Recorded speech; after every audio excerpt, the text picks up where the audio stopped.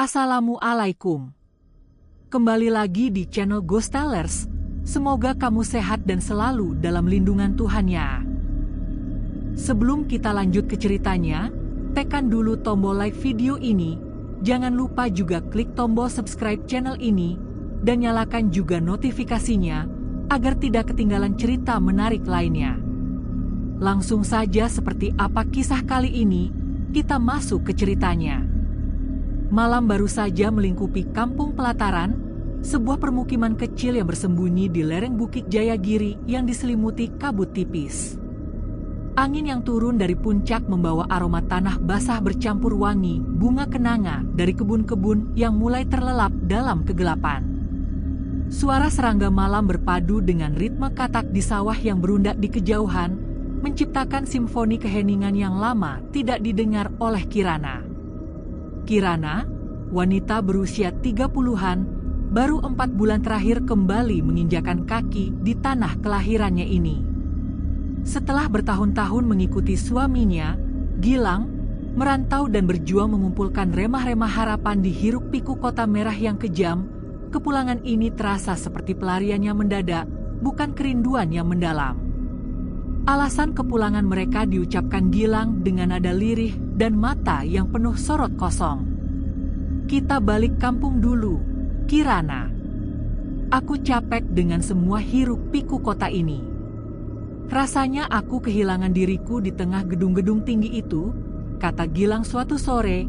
Suaranya pelan nyaris seperti bisikan, namun tatapan matanya begitu serius dan mendesak hingga Kirana tidak mampu menolak. Ia mengiyakan walau benaknya dipenuhi pertanyaan yang tak terucap. Mereka pindah, membawa kembali koper-koper usang dan harapan yang samar ke rumah panggung kayu tua peninggalan orang tua Kirana yang dikelilingi pohon-pohon mangga rindang dan tegakan bambu yang menjulang di belakangnya. Rumah itu terasa dingin, menyimpan memori masa kecil yang kini diselimuti debu kesepian. Sejak tiba di Kampung Pelataran, Gilang menunjukkan perubahan drastis yang mengkhawatirkan. Ia yang dulu penuh semangat dan tawa, kini lebih banyak menyendiri dan mengurung diri di kamar. Jikapun keluar, ia akan duduk berjam-jam di teras belakang, menatap ke arah kebun yang gelap tanpa ekspresi, seolah mencari sesuatu yang telah lama hilang atau menanti kedatangan seseorang yang tak kunjung tiba. Kadang, saat subuh menjelang, Kirana mendapati Gilang berjalan sangat pelan mengelilingi pekarangan rumah. Langkah kakinya seperti menyeret beban tak kasat mata. Matanya menyapu setiap sudut rumah dan kebun seolah-olah dia adalah seorang detektif yang mencari petunjuk dari sebuah kasus yang hanya dia sendiri yang tahu. Kekosongan dan keanehan ini mulai dirasakan Kirana, namun ia berusaha menepisnya, meyakinkan diri bahwa ini hanyalah efek dari kelelahan mental Gilang setelah bertahun-tahun dihantam kerasnya kehidupan di kota besar. Ia berulang kali mencoba mengajak Gilang bicara, menyeduhkannya kopi hangat, atau mengajaknya berjalan-jalan ke sawah, namun jawaban Gilang selalu berupa senyuman tipis yang tidak mencapai matanya dan gumaman yang tak berarti. Perasaan terasing ini perlahan mulai tumbuh, seperti benalu yang membelit hati Kirana, membuatnya merasa bahwa meskipun mereka berada di bawah atap yang sama, jiwa Gilang entah berada di tempat yang sangat jauh, di luar jangkauan sentuhan dan suaranya. Lingkungan sosial di Kampung Pelataran yang hangat dan penuh rasa ingin tahu juga mulai menyadari kejanggalan ini. Bei Tati, tetangga depan rumah yang biasanya ramah dan suka bercerita, pernah bertanya kepada Kirana sambil menyerahkan sebakul ubi rebus. "Suamimu kok jarang sekali kelihatan, Kirana?" "Biasanya kalau orang kota pulang itu semangat sekali menyapa tetangga," tanya Bei Tati dengan nada sedikit curiga. Kirana hanya mampu tersenyum kaku, sebuah topeng yang ia kenakan untuk menyembunyikan kekhawatiran yang membesar. "Iya, Bei, dia lagi banyak pikiran. Proyeknya di kota masih belum tuntas," jawab Kirana. Sebuah kebohongan yang terdengar meyakinkan bagi telinga orang kampung, tetapi terasa menyesakkan di lidahnya sendiri. Padahal, setiap malam Gilang ada di rumah, makan bersamanya, bahkan tidur di sampingnya. Namun, Kehadirannya terasa seperti kehadiran bayangan, hangat di sentuhan, tetapi dingin di kedalaman jiwa. Minggu ketiga sejak mereka menetap di rumah panggung tua itu, keanehan Gilang semakin menjadi-jadi, melampaui batas-batas kemurungan biasa. Keheningan yang tadinya hanya berupa diam, kini terasa seperti dinding tebal yang tak terpecahkan, memisahkan Kirana dan suaminya dalam ruang yang sama. Gilang kini lebih sering terjaga di tengah malam, jauh setelah Kirana tertidur lelap. Kirana sering terbangun oleh keheningan yang janggal dan mendapati sisi ranjang Gilang kosong. Ia akan menemukan suaminya berdiri di ambang pintu dapur atau di dekat jendela kayu yang menghadap ke kebun belakang yang gelap, menatap kekosongan di luar seolah ada tontonan tak kasat mata yang hanya dapat dilihatnya. Yang paling menakutkan adalah gumaman lirih yang sesekali terdengar, menyerupai mantra atau penolakan yang diulang-ulang. Belum waktunya, bisik Gilang berulang kali, suaranya serak dan tipis, terbawa angin dingin yang menyelinap masuk dari celah-celah papan dinding. Gumaman itu tidak ditujukan kepada Kirana, melainkan kepada kegelapan di luar sana, sebuah komunikasi rahasia dengan sesuatu yang tidak terlihat. Kirana yang awalnya takut dan enggan mengganggu, pada suatu malam yang mencekam, memberanikan diri untuk mendekati suaminya. Malam itu, cahaya bulan sabit menyinari wajah Gilang dari samping, menampakkan garis-garis ketegangan di dahinya dan sorot mata yang jauh. Kirana mendekat perlahan, langkah kakinya berderit pelan di atas lantai kayu yang licin. "Mas, maksudnya apa sih? Belum waktunya?" "Apanya yang belum waktunya?" tanya Kirana, suaranya sedikit bergetar, memecah keheningan yang terasa memuakkan. Gilang tidak segera menjawab. Ia menoleh dengan gerakan yang sangat lambat, seolah-olah lehernya kaku atau dikendalikan oleh kekuatan lain, dan matanya yang besar menatap Kirana. Tatapan itu begitu asing, begitu dingin, bukan tatapan suaminya yang hangat, melainkan tatapan seseorang yang melihat Kirana dari balik kaca tebal. Ia tidak menjawab pertanyaan itu, alih-alih, ia mengucapkan kalimat lain yang justru menusuk hati Kirana dengan rasa cemas yang tajam. "Kalau aku gak ada nanti, kamu harus kuat ya, Kirana." Kalimat itu diucapkan dengan nada tenang, hampir pasrah, namun maknanya terasa begitu berat, memuat janji perpisahan yang dingin. Kirana mengernyitkan dahi, mencoba memahami maksud di balik kata-kata itu. "Maksudnya apa, Mas? Jangan bicara aneh-aneh. Kita kan baru pulang, kita masih sama-sama di sini," desaknya, tangannya mencoba meraih tangan Gilang yang terasa kaku. Namun, Gilang tidak melanjutkan penjelasannya. Ia hanya memeluk Kirana dengan erat, pelukan yang sangat lama dan dalam, seperti pelukan perpisahan yang disengaja. Pelukan itu hangat di permulaan, namun semakin lama semakin terasa dingin, seperti memeluk batu nisan yang baru dipindahkan dari tanah. Kirana merasakan hawa dingin yang menusuk dari tubuh Gilang, hawa yang seharusnya tidak ada pada tubuh orang yang masih hidup dan sehat. Malam itu, Kirana tidur dalam ketakutan yang samar, mendekap kehangatan yang perlahan memudar dari pelukan suaminya, tanpa menyadari bahwa malam itu adalah batas tipis antara kenyataan yang ia kenal dan kegelapan yang siap menelannya bulat-bulat.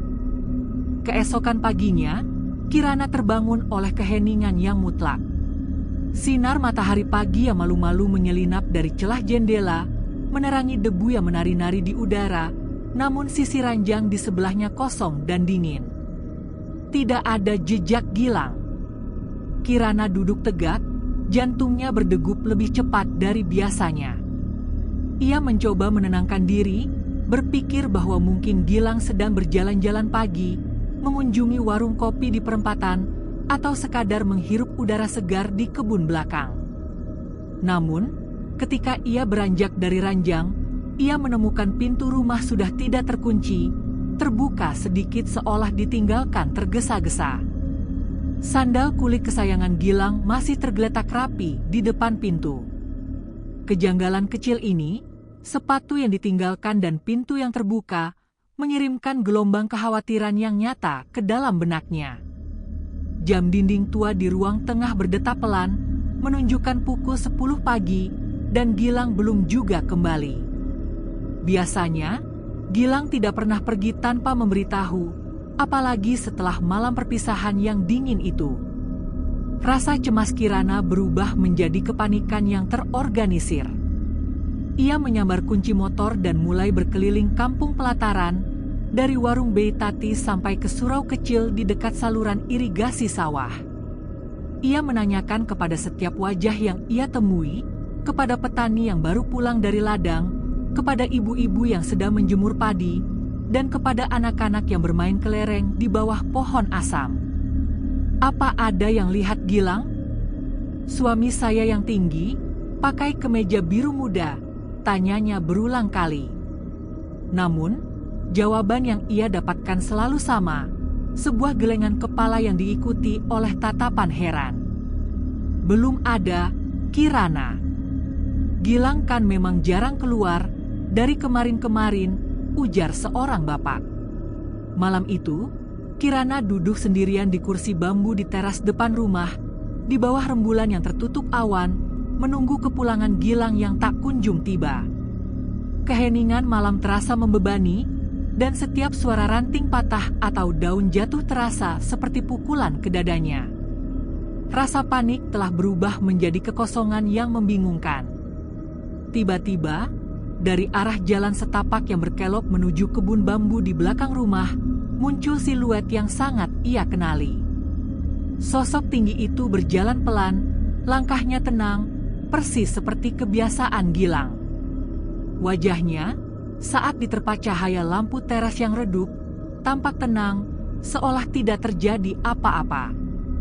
Kirana berlari, air mata yang ia tahan seharian tumpah seketika, dan memeluk suaminya dengan erat. "Mas, kemana saja kamu?" "Aku panik. Aku sudah cari ke seluruh desa," rintih Kirana di bahu Gilang. Gilang hanya tersenyum tipis, sebuah senyum yang kembali terasa asing. "Maaf ya, Kirana. Aku harus menyelesaikan sesuatu," jawabnya dengan suara yang terdengar sedikit berjarak.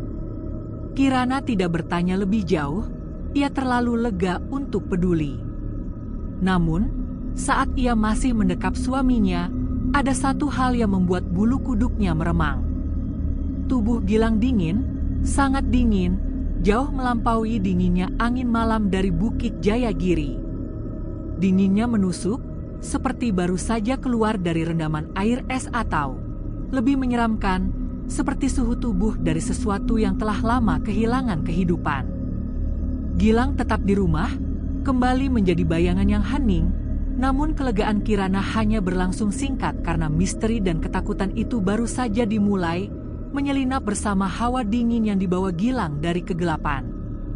Ia mencoba meyakinkan diri bahwa Gilang hanya kehujanan atau kedinginan, tetapi bisikan di hatinya mengatakan sesuatu yang jauh lebih menakutkan, sebuah kebenaran yang tak ingin ia hadapi. Suaminya telah kembali, tetapi ia tidak membawa pulang kehangatan seorang manusia. Setelah kepulangan Gilang yang aneh dan dingin, hari-hari berikutnya berlalu dalam suasana yang semakin mencekam. Gilang, meskipun hadir secara fisik, terasa semakin jauh dan nyaris tidak mengucapkan sepatah kata pun. Ia makan dengan porsi yang sangat sedikit, berjalan tanpa suara, dan menatap Kirana dengan mata yang menyimpan rahasia tak terucapkan. Kirana mulai mengalami serangkaian mimpi aneh yang terasa begitu nyata, seolah bukan sekadar bunga tidur melainkan jendela menuju dimensi lain yang berusaha menyampaikan pesan genting. Dalam salah satu mimpinya, Kirana melihat Gilang duduk sendirian di tengah kabut tebal yang menyelimuti ladang di belakang rumah. Wajahnya terlihat sendu, dan ia menatap Kirana dari kejauhan dengan tatapan penuh kerinduan dan kesedihan yang tak terhingga.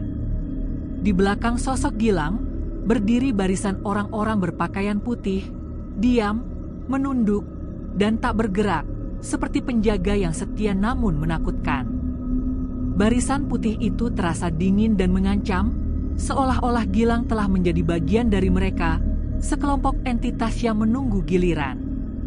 Mimpi itu selalu berakhir dengan Kirana yang mencoba berlari ke arah Gilang, namun langkahnya terasa berat, kakinya seolah terpaku di tanah liat, dan Gilang perlahan menghilang bersamaan dengan pudarnya kabut dan barisan putih tersebut.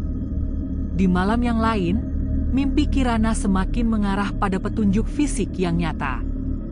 Ia bermimpi berjalan tanpa alas kaki menuju kebun belakang yang lebat dan rimbun, dan di bawah pohon sawo tua yang berukuran raksasa, ia menemukan gundukan tanah segar.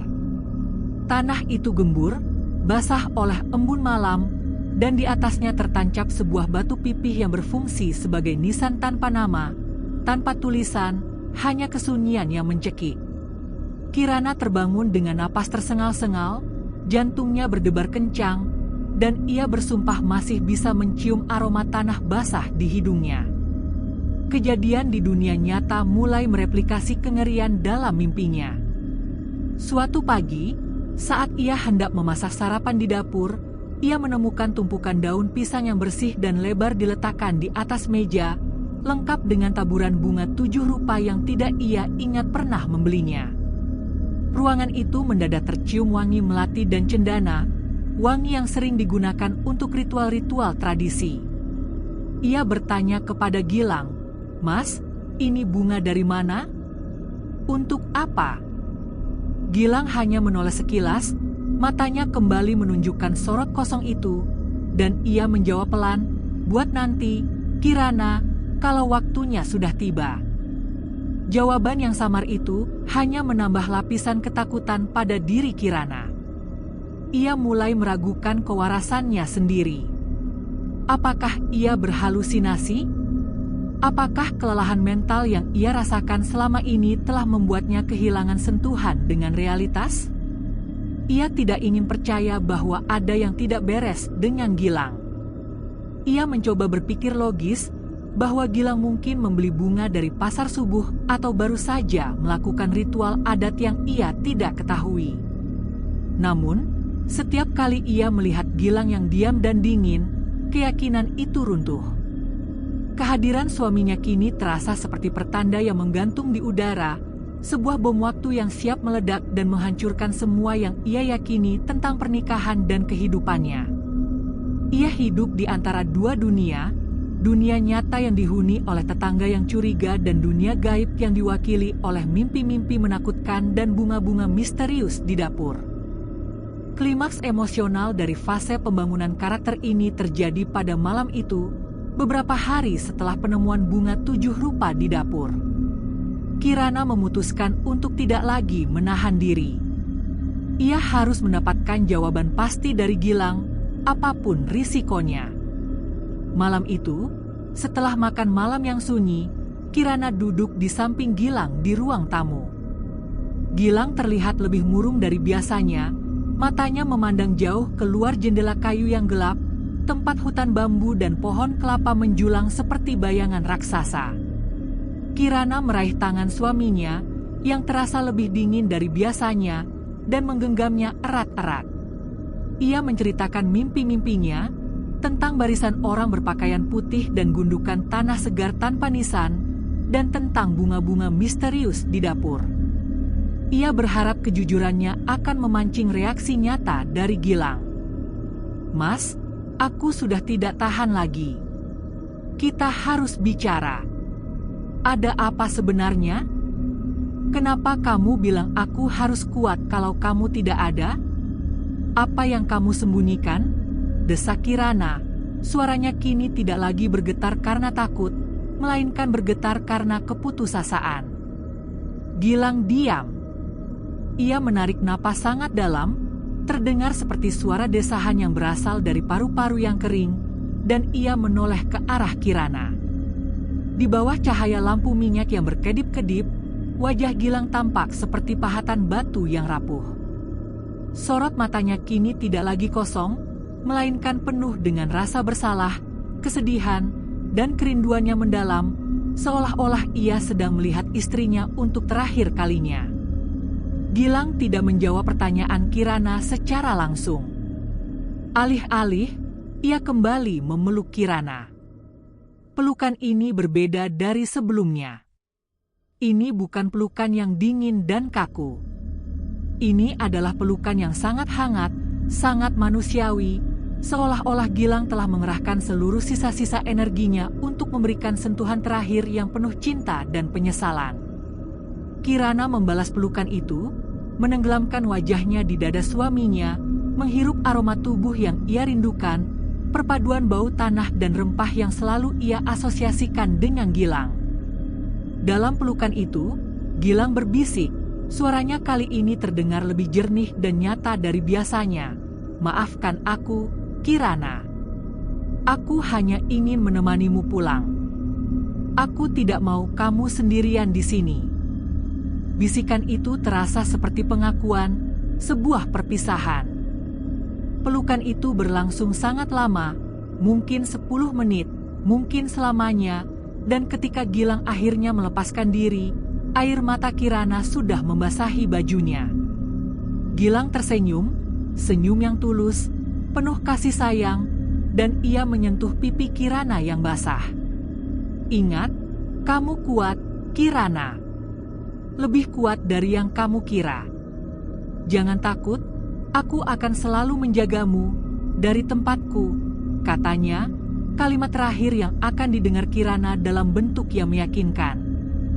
Setelah itu, Gilang berdiri, berjalan pelan ke kamar, dan menutup pintu. Kirana duduk di sana, terpaku, mencoba mencerna semua ucapan dan sentuhan itu. Rasa takutnya hilang, digantikan oleh rasa kehilangan yang tak terhindarkan, seolah ia baru saja menghadiri prosesi perpisahan suaminya yang sesungguhnya.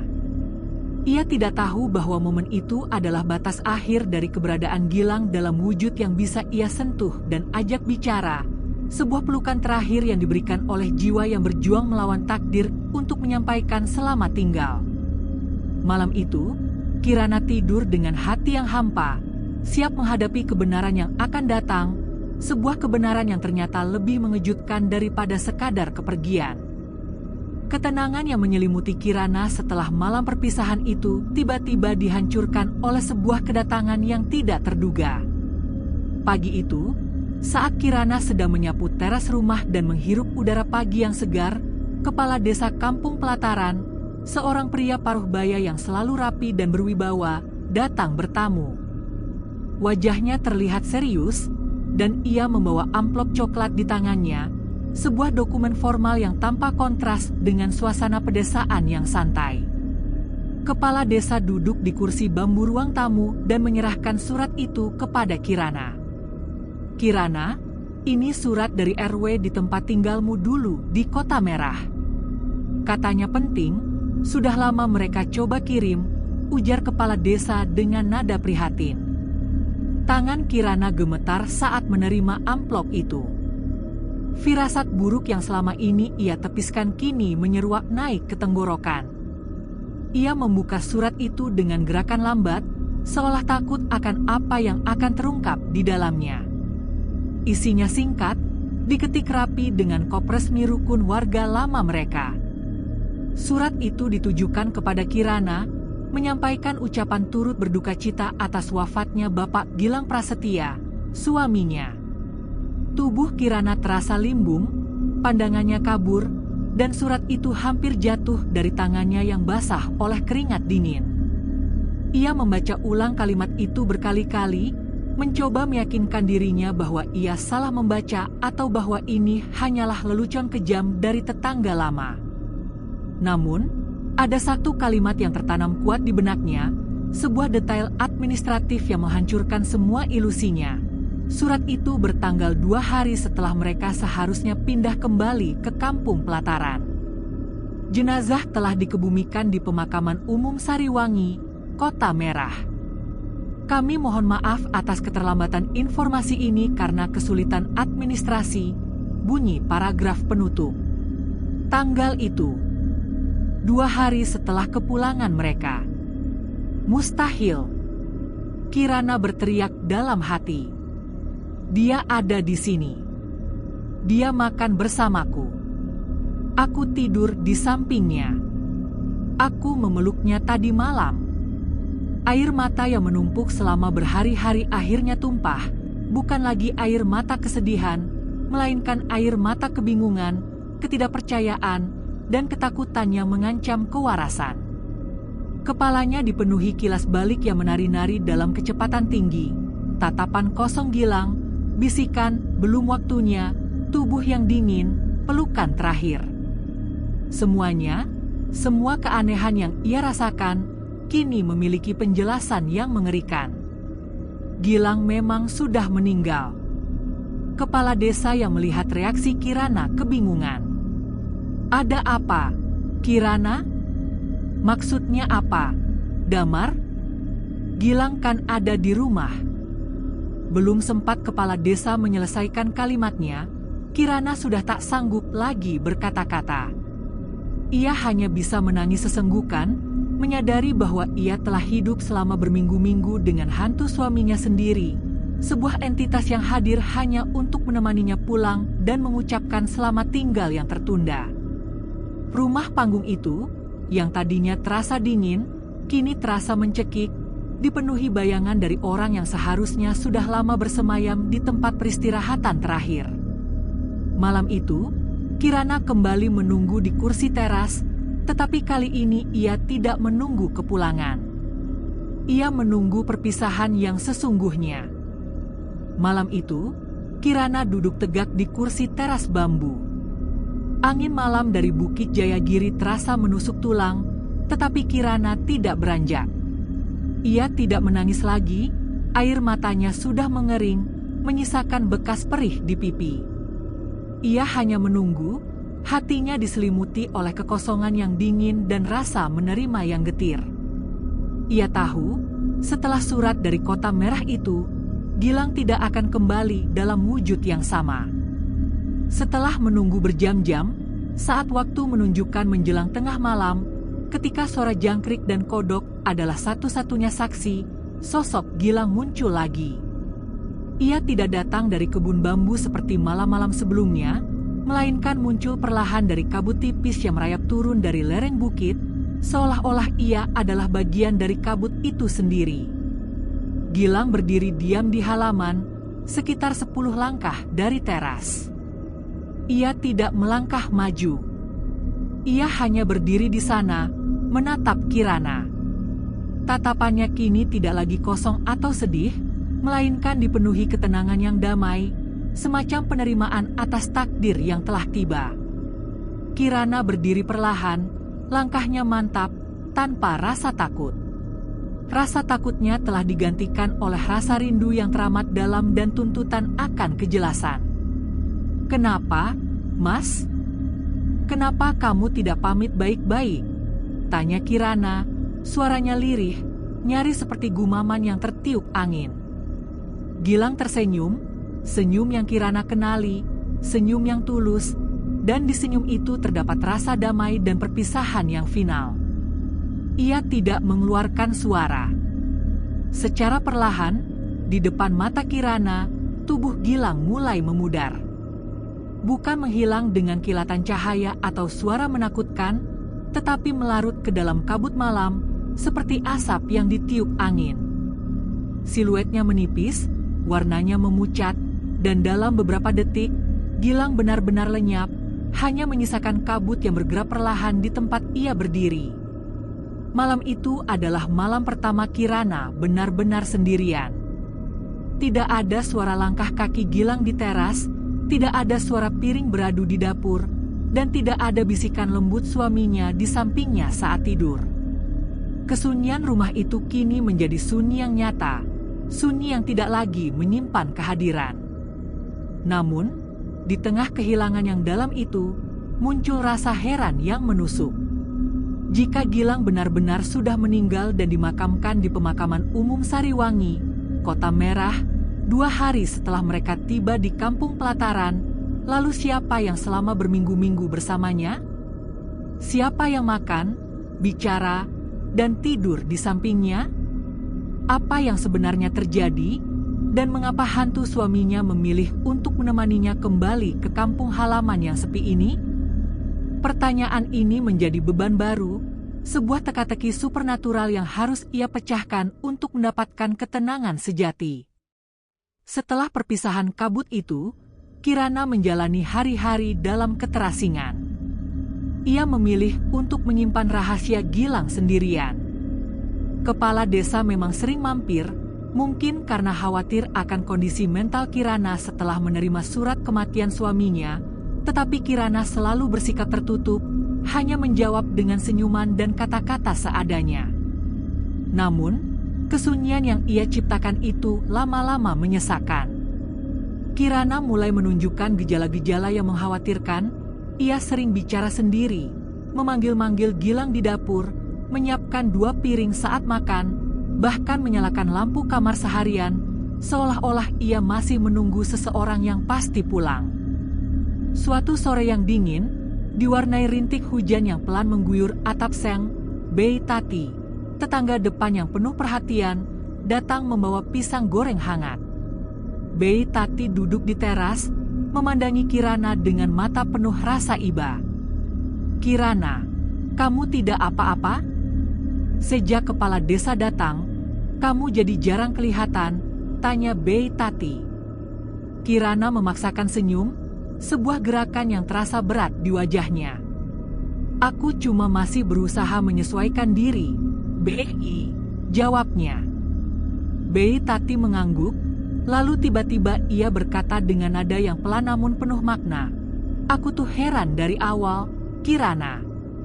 Katanya suamimu pulang bareng kamu, tapi waktu kamu datang ke sini, kamu sendirian, Kirana. Kami lihat sendiri." Kalimat itu menghantam Kirana dengan kekuatan yang tak terduga. Kirana terkejut, jantungnya mencelos. "Sendirian? Tidak, Bei."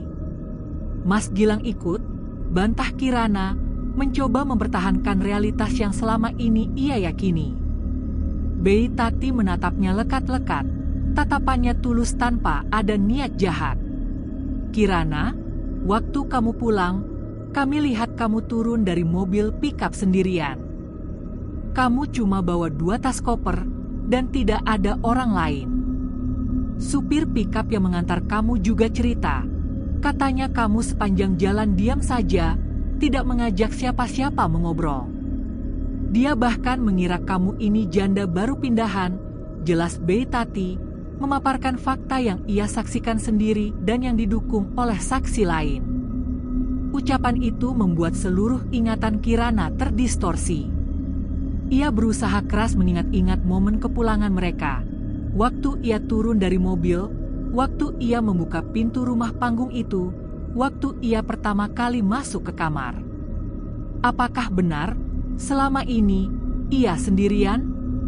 Apakah semua kehadiran Gilang, sentuhannya, suaranya, senyumnya, hanyalah konstruksi psikologis dari otaknya yang tidak siap menerima kehilangan? Ia merasa Gilang ada. Ia ingat Gilang bicara dengannya. Ia ingat mereka makan bersama.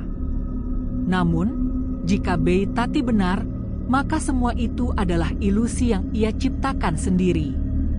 Kehadiran Gilang, si dingin dan sunyi, adalah hasil dari keinginan kuat Kirana untuk tidak sendirian. Setelah ucapan Bei Tati yang menghancurkan, Kirana tidak lagi bisa mempercayai ingatannya sendiri.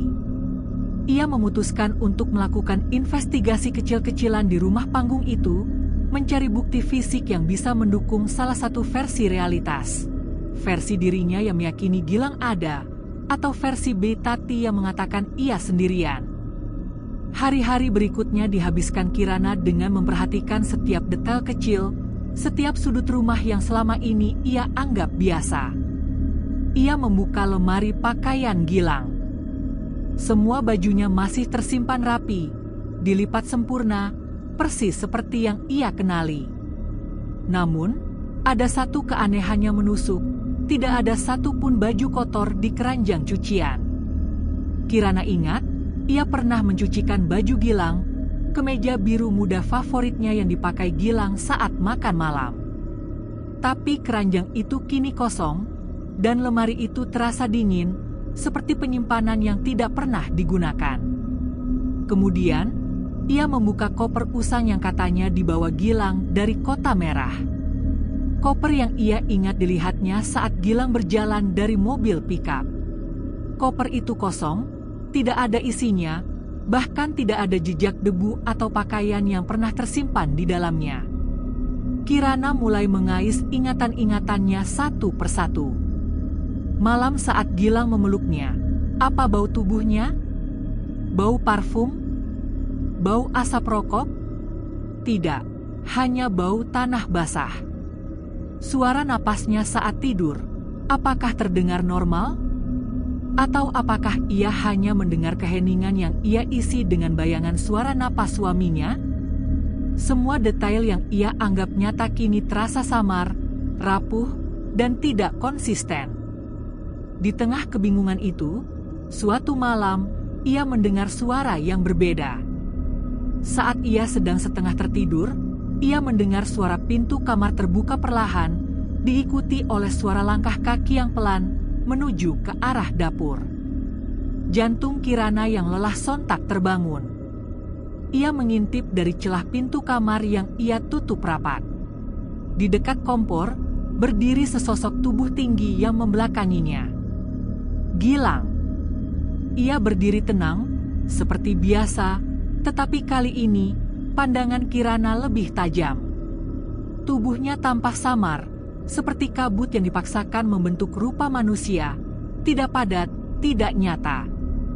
Itu adalah sosok yang sama yang ia lihat dan ajak bicara selama berminggu-minggu, tetapi kini, setelah mengetahui kebenarannya, wujud itu terlihat apa adanya, ilusi, bayangan yang terbentuk dari kerinduan yang sangat dalam. Kirana keluar perlahan dari kamar. Ia tidak merasa takut lagi, tetapi yang ia rasakan hanyalah rindu yang begitu menyesakkan hingga mengalahkan akal sehatnya. Ia mendekati bayangan itu dengan langkah pelan, menyadari bahwa inilah kesempatan terakhirnya untuk berinteraksi dengan wujud yang ia cintai, meskipun palsu. Kirana berdiri beberapa langkah di belakang sosok Gilang yang samar di dapur, membiarkan cahaya lampu minyak yang redup memotong kegelapan malam. Ia bisa merasakan hawa dingin yang memancar dari tubuh bayangan itu, hawa dingin yang tidak lagi menyakitkan, melainkan terasa seperti pelukan yang dingin. "Mas," bisik Kirana, suaranya dipenuhi oleh kepedihan dan pertanyaan yang tak terhitung jumlahnya. Bayangan Gilang menoleh perlahan. Wajahnya tenang, tetapi sorot kesedihan di matanya kini terlihat sangat jelas, seperti cermin yang memantulkan kepedihan Kirana sendiri. "Aku cuma mau lihat kamu sekali lagi," kata Kirana, mencoba mengumpulkan keberaniannya. "Kenapa kamu pulang kalau kamu sudah tidak ada?" tanyanya, pertanyaan yang menjadi kunci dari semua misteri ini. Bayangan Gilang menunduk. Suara yang keluar dari bibirnya terdengar seperti desahan angin di daun bambu, lirih dan berjarak, tetapi maknanya jelas. "Karena aku belum siap meninggalkanmu waktu itu. Aku tidak mau kamu sendirian." Air mata kembali mengalir di pipi Kirana. Bukan karena takut, tetapi karena rasa iba yang mendalam terhadap jiwa suaminya yang terperangkap antara dunia hidup dan dunia mati, yang begitu mencintainya hingga melawan takdir untuk menemaninya pulang. Ia membiarkan air mata itu mengalir, membiarkan dirinya merasakan kesedihan yang tulus, sebuah perpisahan yang seharusnya terjadi di pemakaman umum Sariwangi, tetapi tertunda di dapur rumah panggung di kampung pelataran. "Sekarang?" tanya Kirana, suaranya nyaris tercekat, menuntut kejelasan untuk akhir yang sempurna. Bayangan Gilang mengangkat wajahnya, menatap mata Kirana dalam-dalam. Tatapan itu adalah tatapan perpisahan terakhir, tatapan yang penuh cinta namun tanpa ikatan. "Sekarang, aku siap," jawabnya. Malam itu berakhir dengan Kirana yang tidak tahu harus berbuat apa lagi. Ia hanya berdiri di sana, menatap bayangan Gilang yang perlahan memudar, tidak lagi menjadi kabut, tetapi benar-benar lenyap seolah tidak pernah ada. Keesokan paginya, Kirana terbangun di depan ruang tamu, tubuhnya diselimuti selimut, Sebuah sentuhan perhatian terakhir dari sosok yang tidak ia ketahui, mungkin arwah Gilang, mungkin hanya sisa energi. Rumah itu kini terasa sepi, sunyi, tetapi keheningan ini berbeda. Tidak ada suara langkah kaki, tidak ada bayangan. Namun, ada yang berubah. Rumah yang tadinya terasa dingin dan diselimuti kesedihan kini terasa lebih hangat, seperti ada bekas kehadiran cinta yang abadi, tidak hilang meskipun raganya telah tiada. Kirana tahu, Gilang telah benar-benar pergi, tetapi pertanyaannya belum terjawab sepenuhnya. Ada misteri lain di rumah ini, misteri yang lebih tua dan lebih dalam, yang menunggu untuk diungkap. Meskipun Gilang telah pergi, rasa sunyi itu lama-lama menyesakan. Kirana sering menemukan dirinya kembali memikirkan mimpi tentang gundukan tanah segar dan nisan tanpa nama di kebun belakang. Rasa ingin tahu dan kebutuhan untuk mengakhiri misteri ini akhirnya mendorong Kirana untuk bertindak. Suatu sore, saat hujan rintik mengguyur atap seng dengan irama yang tenang, Kirana memberanikan diri ke kebun belakang. Ia berjalan tanpa alas kaki, langkahnya mantap, menyusuri jalan setapak kecil yang dulu biasa dilewati Gilang setiap subuh, menuju ke arah pohon sawo tua yang rimbun dan gelap. Di sana, di bawah naungan dahan-dahannya menjulang, ia menemukan tanah yang sedikit berbeda dari sekitarnya. Tanah itu lebih gembur, tidak ditumbuhi rumput liar, dan terasa lembab, seperti baru saja digali dan ditimbun kembali.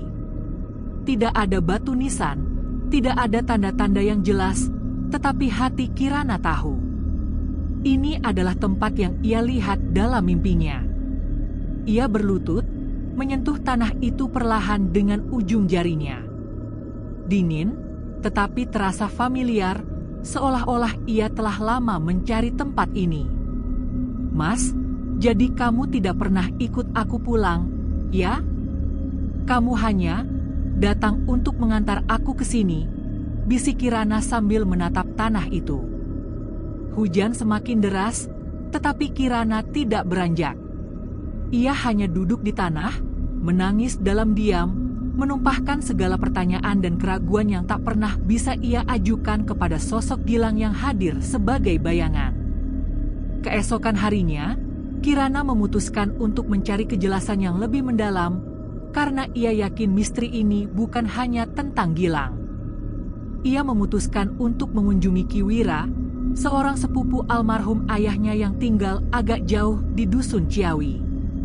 Ki Wira dikenal sebagai orang sepuh yang mengerti urusan-urusan tak kasat mata, tempat warga kampung mencari nasihat untuk masalah yang tidak dapat dipecahkan oleh logika.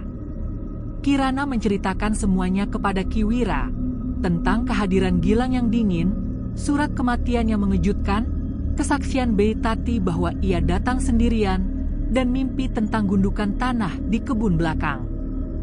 Ki Wira mendengarkan dengan mata terpejam, sesekali menghela napas panjang. Setelah Kirana selesai bercerita, Ki Wira menatapnya dengan pandangan teduh. "Kamu tinggal di rumah peninggalan orang tuamu, kan, Kirana? Waktu kecil, kamu pernah dengar cerita soal kebun belakang itu?" tanya Ki Wira. Kirana menggeleng. Ia tahu kebun itu lebat, tetapi tidak pernah mendengar cerita aneh. Ki Wira melanjutkan, suaranya berat. "Dulu, sebelum rumah itu dibangun, tanahnya sering dipakai sebagai tempat pembuangan. Bukan pembuangan sampah, tetapi tempat orang-orang dulu melepaskan sesuatu, membuang kesialan, atau bahkan menanam hasil pesugihan. Ayahmu sempat aku ingatkan, tapi beliau orang modern, tidak percaya hal-hal gaib." Jawaban Ki Wira membuka perspektif baru yang menakutkan. Jadi, mungkin bukan arwah Gilang yang datang, melainkan penuntut atau entitas yang sudah lama bersemayam di tanah itu, yang menggunakan rupa Gilang, wujud yang paling dirindukan Kirana, untuk mendekatinya. "Tapi aku yakin itu Gilang, Ki. Aku tahu caranya bicara, tatapannya, bahkan cara dia melipat bajunya," ujar Kirana, Suaranya nyaris gemetar, mencoba mempertahankan sisa-sisa keyakinannya. Ki Wira mengangguk perlahan, matanya penuh simpati. Kadang yang datang memang mereka, Kirana, arwah yang kita kenal dan kita cintai. Tapi belum tentu mereka datang sendiri. Ada sesuatu yang menempel. Sesuatu yang sudah lama menunggu di tanah itu. Nasihat Ki Wira mengguncang keyakinan Kirana. Malam itu, ia tidak bisa tidur.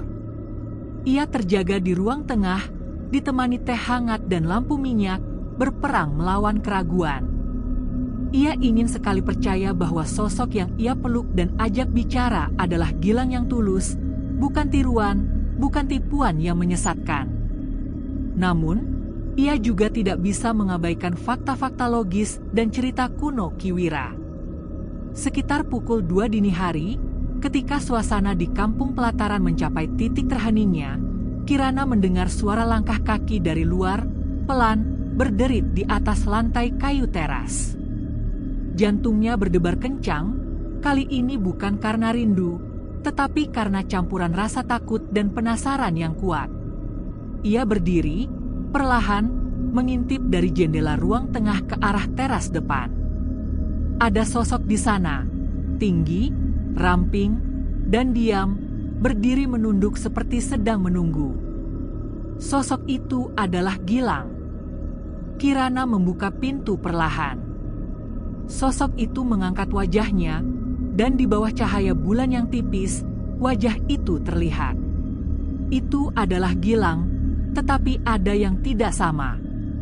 Matanya kosong, tanpa ekspresi, seperti mata ikan yang telah mati. Bajunya basah kuyup, meneteskan air yang terlihat kental dan keruh, seolah-olah ia baru saja ditarik dari dalam lumpur atau air yang tergenang. Dan dari sela-sela jemarinya, air menetes, terlihat seperti darah yang telah dicairkan, meninggalkan jejak gelap di lantai kayu. "Mas," suara Kirana nyaris tidak terdengar, tercekat di tenggorokan. Gilang mengangkat wajahnya lebih tinggi dan bibirnya bergerak. Namun, bukan suara Gilang yang keluar, melainkan gumaman datar, seperti orang mengigau atau berbicara dari dalam air, terdistorsi dan dingin. "Jangan percaya, yang kau lihat bukan aku, bukan aku." Suara itu adalah peringatan, sebuah pesan terakhir yang disampaikan oleh entitas yang basah, entitas yang jelas-jelas menderita dan mencoba menyampaikan kebenaran. Tiba-tiba, tubuh bayangan itu bergetar hebat, menggeliat, seolah-olah ada sesuatu yang mencoba merobek kulitnya dari dalam, dan bayangan itu ambruk begitu saja ke lantai. Kirana memeki kecil dan berlari mendekat. Namun, ketika ia sampai di tempat bayangan itu jatuh, sosok itu telah lenyap. Yang tersisa hanyalah lantai kayu yang basah kuyup dan bau anyir yang kuat, seperti bau kembang yang terendam lama di air, menempel di udara. Pagi harinya, tanpa menunggu lagi, Kirana memutuskan untuk menggali gundukan tanah di kebun belakang itu sendiri. Ia tidak menggunakan alat, hanya tangannya, didorong oleh kebutuhan mendesak untuk mengetahui apa yang selama ini tertanam di rumahnya. Setelah menggali sekitar setengah jam, jarinya menyentuh sesuatu. Bukan batu, bukan kayu, tetapi kain yang terasa rapuh. Kirana menggali lebih dalam, hingga terlihat seikat kain kafan kusam, dibungkus oleh akar-akar kecil yang menjalar dari dalam tanah. Ia menarik kain itu perlahan, dan dari dalamnya terjuntai seikat rambut panjang, rambut perempuan, bukan rambut Gilang. Kirana terduduk, napasnya tercekat, matanya terpaku pada penemuan mengerikan itu. Jadi, yang selama ini tertanam di sana bukan Gilang. Itu adalah seseorang atau sesuatu yang telah lama menunggu, yang dilupakan, dan yang menjadi alasan Gilang yang asli pulang hanya untuk memperingatkannya. Kirana tidak melanjutkan penggaliannya. Ia hanya menatap kain kafan kusam dan rambut panjang yang menyembul dari gundukan tanah, matanya tak berkedip, tubuhnya kaku oleh ketidakpercayaan. Ia menutup kembali gundukan itu pelan-pelan, memadatkan tanah seadanya. Rasa takutnya kini telah berubah menjadi rasa iba yang mendalam. Ia yakin, jika arwah ini gentayangan, itu bukan karena kejahatan, melainkan karena ia dilupakan. Malam itu, Ki Wira datang ke rumah Kirana, ditemani oleh seorang pria bernama Mas Jati, seorang penjaga situs leluhur di kaki Bukit Jayagiri yang dikenal memiliki mata batin yang tajam. Mereka duduk bertiga di ruang tengah, ditemani lampu teplok yang berkedip dan suara serangga malam. Kirana menceritakan semuanya, penampakan Gilang yang basah kuyup, gumaman, bukan aku, hingga penemuan kain kafan dan rambut perempuan di kebun belakang. Ki Wira dan Mas Jati mendengarkan dengan saksama. "Kalau boleh saya nebak," ujar Mas Jati dengan tenang, suaranya teduh. "Itu bukan arwah Gilang yang datang ke ibu, tetapi bayangannya. Cerminan dari kenangan yang dipakai sesuatu untuk menempelkan rasa. Biasanya, ini muncul karena ada penuntut yang belum selesai." Kirana bertanya, "Penuntut? Maksudnya?" Mas Jati menjelaskan, penuntut adalah makhluk, energi, atau jiwa yang merasa tempat ini adalah miliknya. Bisa karena luka lama, bisa karena dendam, atau bahkan hanya karena tidak ingin dilupakan. Arwah Gilang yang mencintai ibu, karena terpisah jasadnya, mungkin secara tidak sengaja membuka pintu bagi penuntut itu untuk memakai rupa yang paling ibu butuhkan. Ki Wira menyela, "Aku jadi ingat. Dulu, pernah ada perempuan muda, pengembara dari daerah seberang, yang tinggal di kebun itu sebentar. Katanya hamil di luar nikah, diusir keluarganya, dan tinggal sendirian di saung kecil. Tapi waktu itu tidak pernah jelas kemana dia pergi. Orang-orang hanya bilang dia hilang." Mas Jati mengangguk perlahan, seolah mendapat kepingan puzzle yang hilang. Mungkin dia tidak pernah pergi. Arwah Gilang datang untuk memperingatkan ibu tentang keberadaan penuntut ini. Bayangan Gilang yang basah itu adalah Gilang yang asli, yang sudah dikubur, yang berusaha bicara melalui penuntut itu.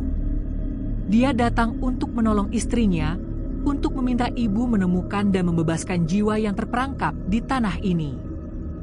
Penjelasan itu akhirnya menyambungkan semua fragmen kengerian yang dialami Kirana. Gilang yang ia lihat dan Gilang yang sejati adalah dua sisi dari kain yang sama, cinta dan pengorbanan.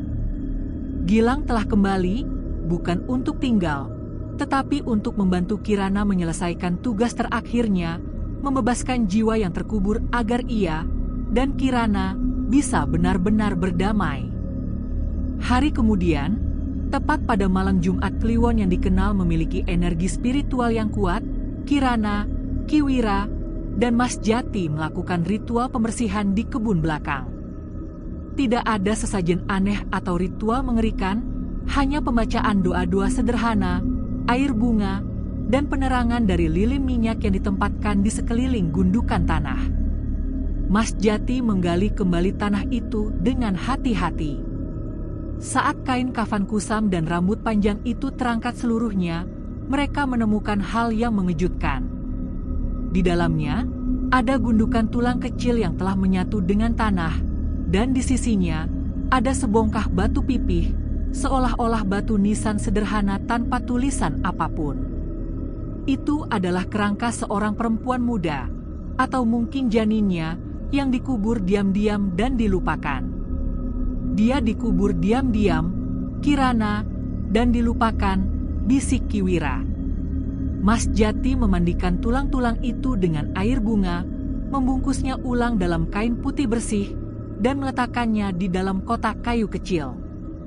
Kirana menatapnya dalam diam, tidak lagi takut, tetapi dihantui oleh rasa iba yang mendalam terhadap nasib perempuan yang terlupakan itu. Arwah itu gentayangan bukan karena jahat, Bu, tapi karena tidak pernah diakui dan dilupakan. Ketenangannya terikat pada tanah ini, ujar Mas Jati. Malam itu, Kirana bermimpi lagi. Ia berada di kebun belakang, di bawah cahaya bulan yang redup. Semuanya bersih, lapang, dan terasa hangat. Di ujung kebun, berdiri sosok perempuan muda berbaju putih, rambutnya panjang, wajahnya pucat tetapi damai.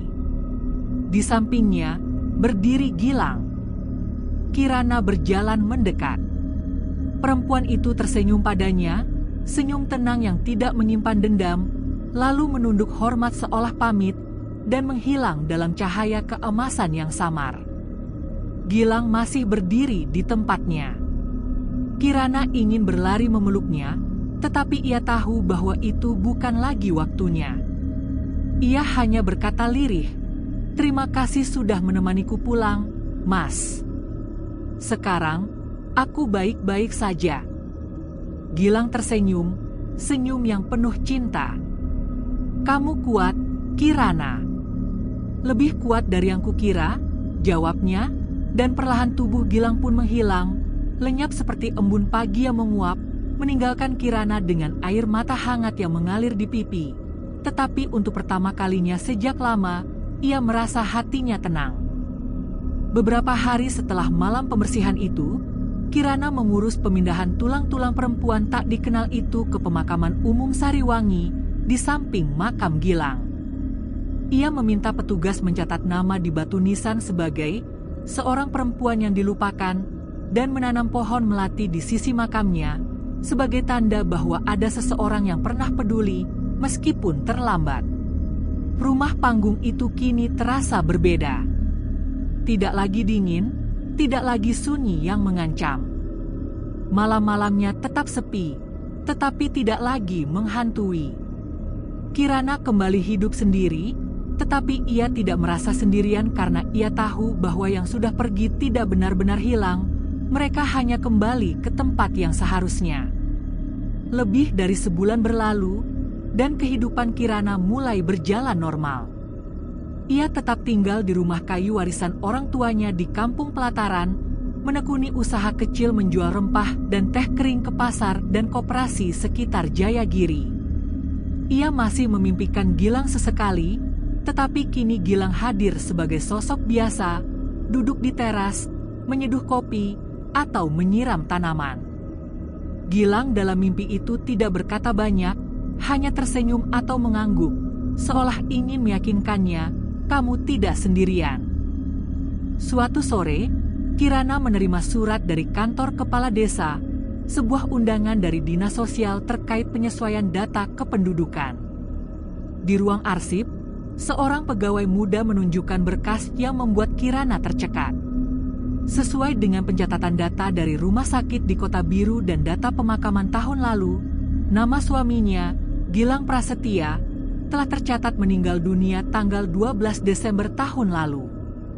Yang mengguncang Kirana adalah rinciannya, kematiannya akibat kecelakaan lalu lintas. Padahal, ia bersumpah, Desember tahun lalu Gilang masih bersamanya di Kota Merah, makan malam bersama, bahkan sempat membawakan keripik dari pasar. Kenyataan yang pahit ini akhirnya menegaskan segalanya.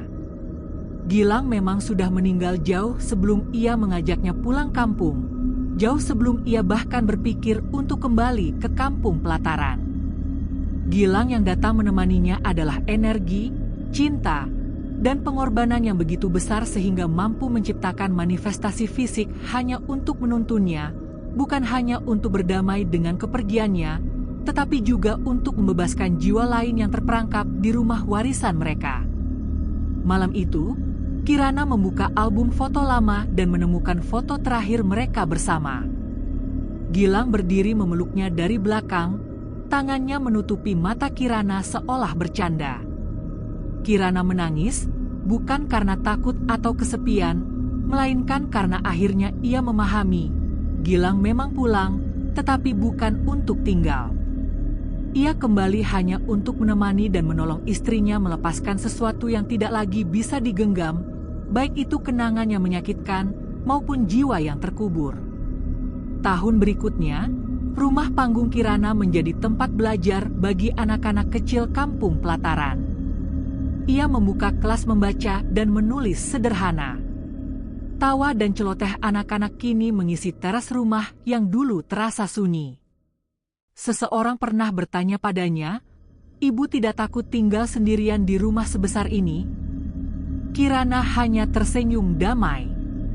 Sendiri itu beda dengan sepi. Dan rumah ini sudah terlalu banyak memberi untuk saya takut padanya.